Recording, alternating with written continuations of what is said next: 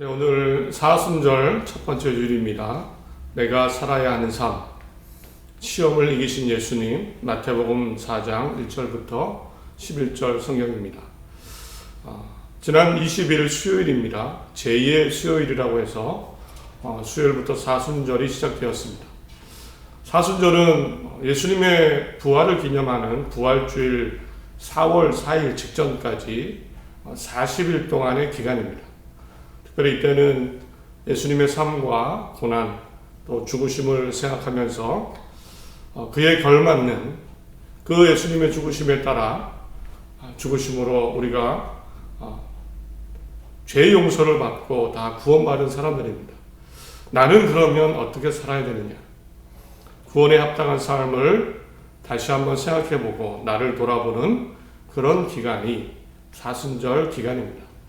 감리교, 성공회, 루터교, 대한예수교 장로회 통합, 한국 정교회, 천주교 많은 교단들이 지키고 있습니다. 또 40일은 아니지만 부활주일 직전에 일주일간을 고난주간으로 지키는 그런 교단들도 많이 있습니다. 이 사순절 첫 주에 예수님이 광야에서 시험을 받으신 사건입니다.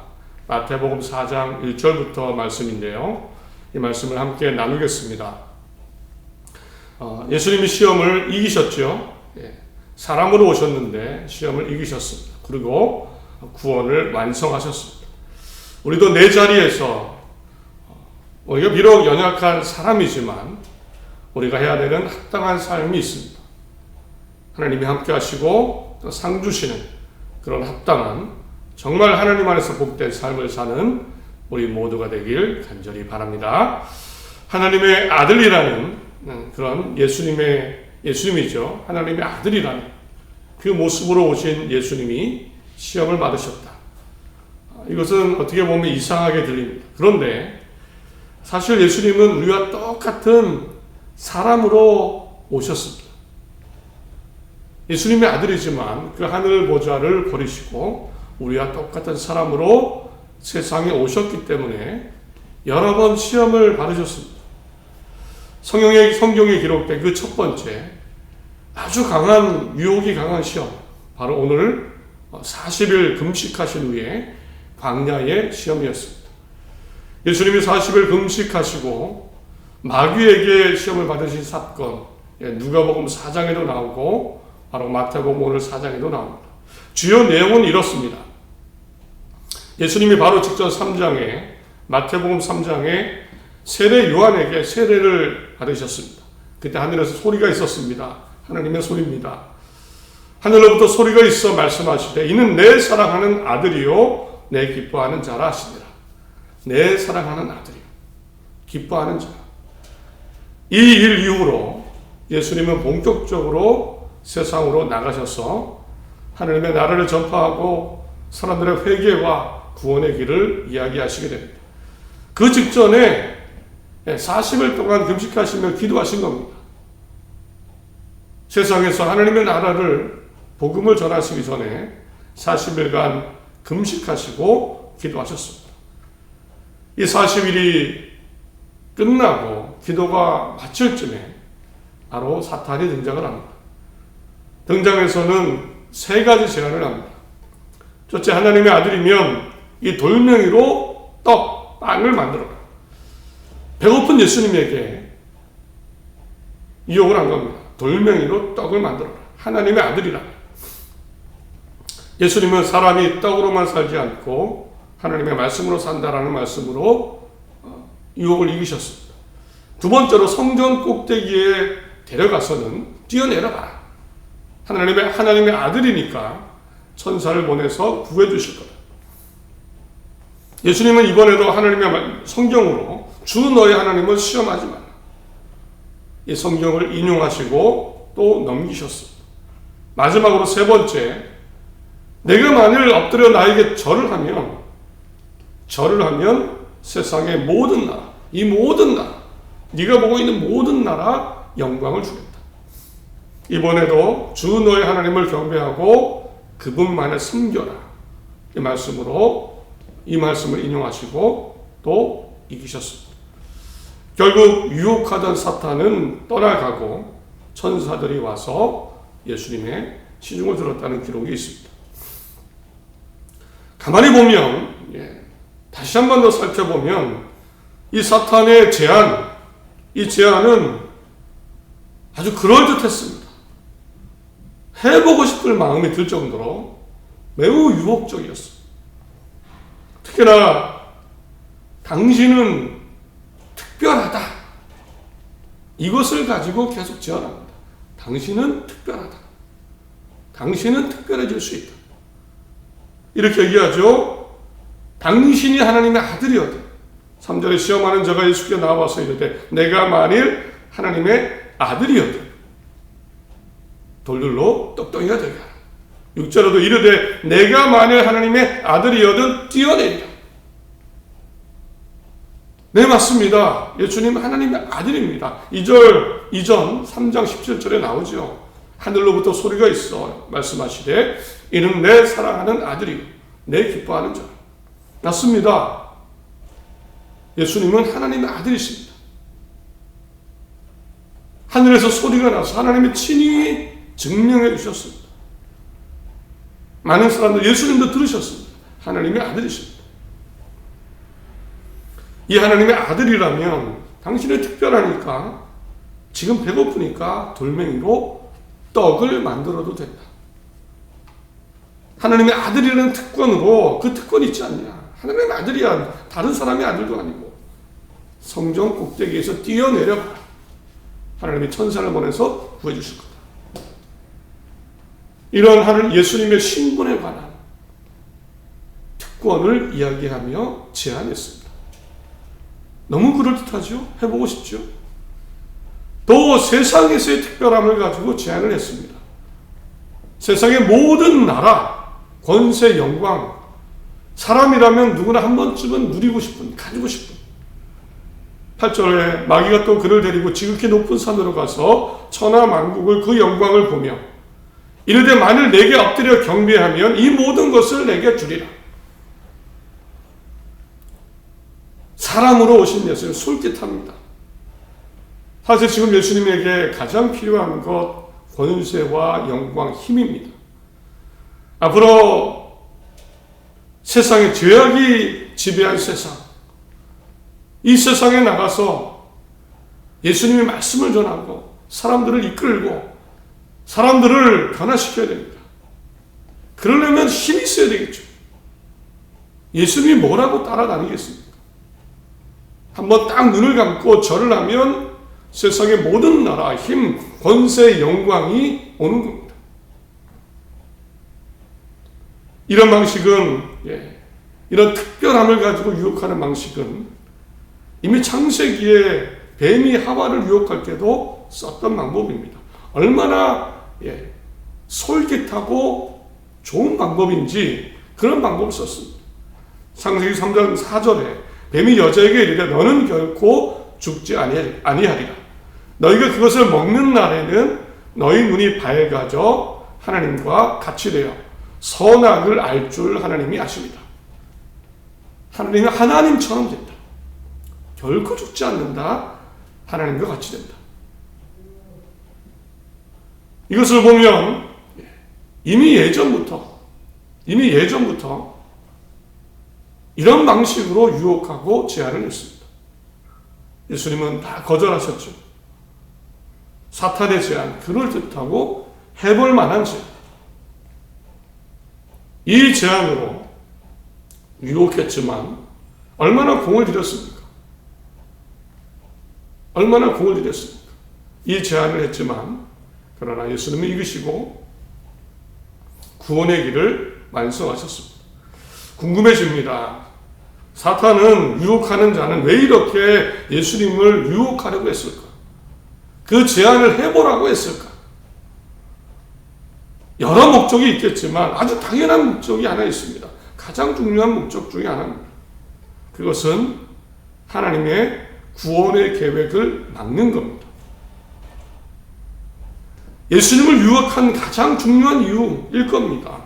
하나님의 계획, 인간을 구원하려는 그 계획을 실패시키도록 막기 위해서 했을 겁니다. 사실 예수님만 없으면 되는 겁니다. 그죠?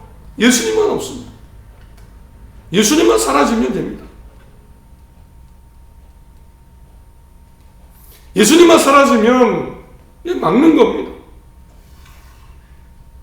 예수님이 사람으로 오셨다고 말씀드렸죠. 사람으로 오셔서 사람을 대신해서 죽으러 오신 겁니다. 예수님이 하나님의 아들이시지만 세상에 우리와 똑같은 사람으로 오셨습니다. 그래야만 되는 이유는 사람이 죄를 지었으면 사람이 대가를 치러야 됩니다. 그게 하나님의 정의입니다. 공의입니다. 사람이 죄를 지었는데 하나님의 아들이 와서 아들의 신분으로 와서 죄를 대속하면, 죄를 대신하면 안 됩니다. 천사가 와서 하면 안 됩니다. 사람의 죄는 사람이 대신 짊어져야 됩니다. 그래야 정의죠. 맞죠? 예수님은 그래서 하나님의 아들의 자리를 내려놓으시고 사람으로 오셔서 그렇게 죽으신 겁니다. 이렇게 진짜 사람으로 오신 예수님, 사탄의 제안을 받아들였으면 어떻게 됐을까요? 사람의 말대로 떡이 돌이 되게 하라 말했다면 어떻게 됐을까요? 제 생각이지만 돌이 떡이 되지 않습니다. 돌이 떡이 되지 않습니다. 아무 일도 일어나지 않습니다. 돌은 떡이 되지 않습니다. 사람이 아무리 말로 해도. 돌이 떡이 되지 않으면 예수님이 어떤 마음일까요?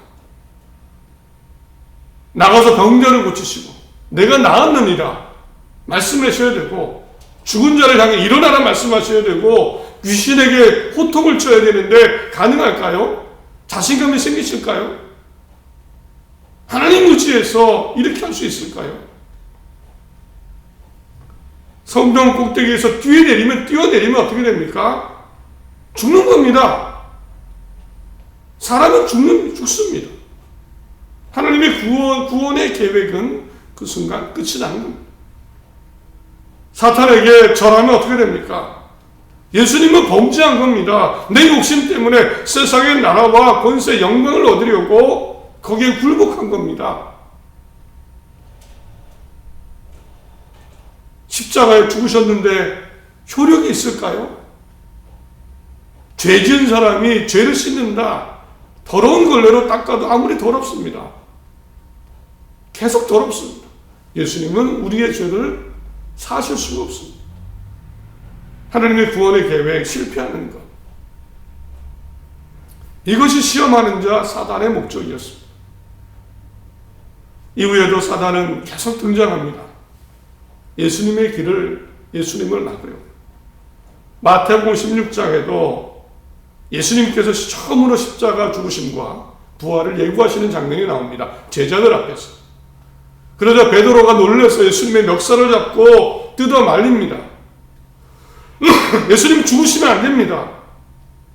예수님이 이때 이 말씀을 하십니다.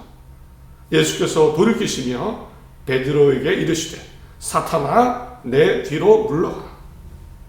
사탄아 내 뒤로 물러가라. 예수님만 무너지면 사람의 구원은 없습니다. 그러나 감사하게도 예수님은 모든 유혹을 이기셨고 온전한 사람으로 사셨고 그 온전한 사람으로 죽으셨습니다. 사탄이 실패하게 만들려 했지만 끝까지 예수님은 예수님다우셨습니다. 구원자, 대속자로 승리하셨습니다. 그래서 우리가 예수님 믿고 죄를 고백하기만 하면 거룩한 사람으로 인정받는 겁니다. 예수님이 모든 죄를 짊어지고 죽으신 구원자가 되셨기 때문입니다. 그래서 우리는 이런 구원을 만드신 하나님께 감사하고 그 십자가 죽으심의 길을 가신 예수님께 감사하는 겁니다. 자, 이제 생각해 보겠습니다.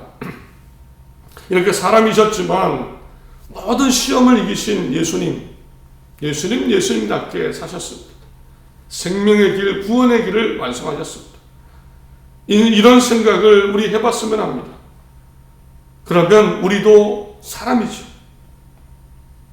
우리도 우리가 구원받은 사람입니다. 나답게 살아야 하는 모습이 있지 않습니까? 지금 이 시대에, 지금 현재 우리 각자는 내 모습, 내가 살아야 되는 모습이 있지 않습니까? 사람다운 삶, 신자다운 삶, 구원받는 사람다운 삶, 구원받은 사람다운 삶. 사회가 무너지지 않도록, 이 시대가 무너지지 않도록, 죄악이 판을 치지 않도록, 사랑이 살아있는 세상이 되도록 우리가 살아야 되는 삶이 있지 않습니까? 하나님 기뻐하시고 원하시는 사람다운 삶, 나다운 삶. 저의 예를 들겠습니다. 저는 목사니까 목사다운 모습이 있어야 됩니다. 완벽하지 않아도, 착하지 않아도, 잘하지 않아도 목사다운 모습으로 살아야 됩니다. 지난주에 한 청년과 대화를 했습니다. 어쩌다 주식 이야기가 나왔습니다. 저는 이렇게 이야기를 했습니다. 막 주식을 샀다 팔았다. 그래서 이익이 난다면, 목사인 내가 그것을 한다면 목사답겠는가? 어디 주식한다는 목사님 제대로 본 적이 있는가? 로또 복권 이야기했습니다. 목사님이 복권 산다면 어떨까?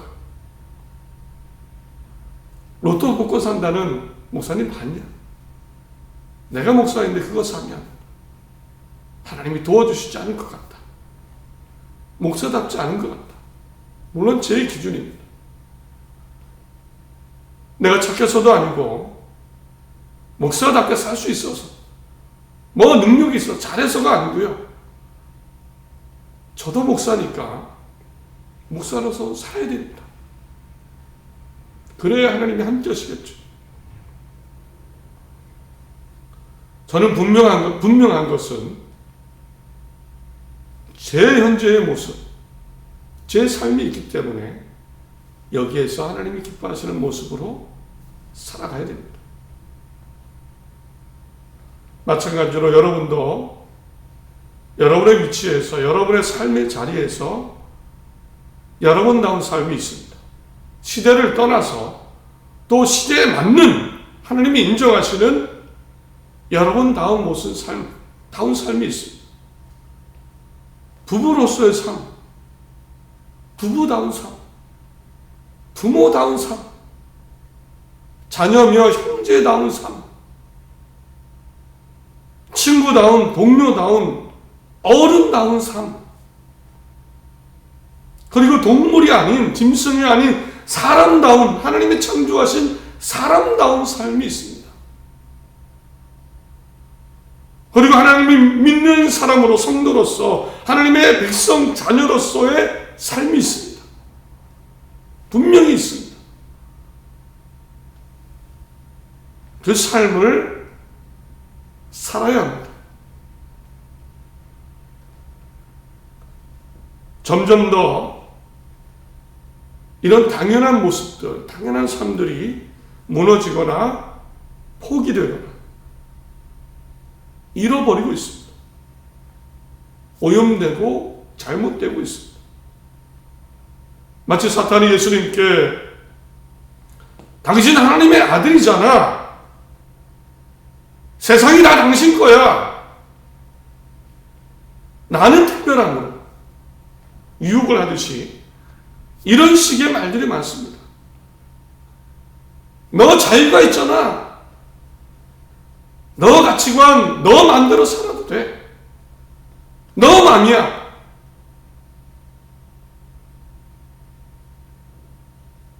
긍정적인 면도 있겠지만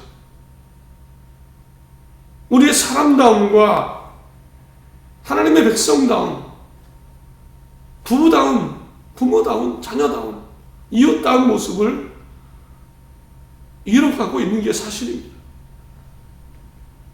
수많은 사람들이 죽어가는 우리는 전쟁을 보고 있습니다. 사람다움을 잃어버린 겁니다.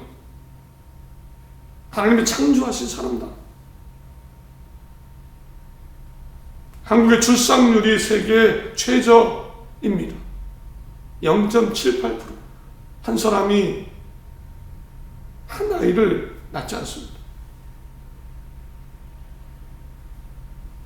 부모다움을 잃어버린 거 아닙니까? 한국은 자살률이 수년째 1위라고 합니다.